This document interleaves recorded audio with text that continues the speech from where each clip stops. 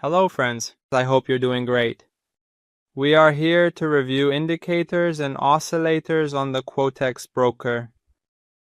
As you can see, we are on our trading platform page, and by clicking on this option at the bottom left, you can view the indicators and oscillators menu. In this section, from the indicators,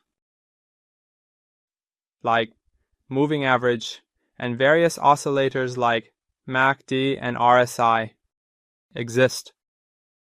In this section, after selecting your desired indicator, you can change the time period and type of the indicator to match your trading style.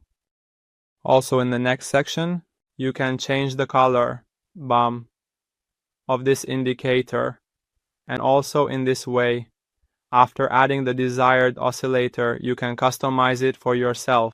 This feature helps you adjust the chart according to your trading strategy. For example, by adding the RSI oscillator, you will notice whether the market is in an overbought or oversold condition or vary. Also, the moving average indicator is very useful for identifying trends. Or you can use multiple indicators and oscillators simultaneously to get better signals. As you can see, the most popular indicators and oscillators are displayed in this section.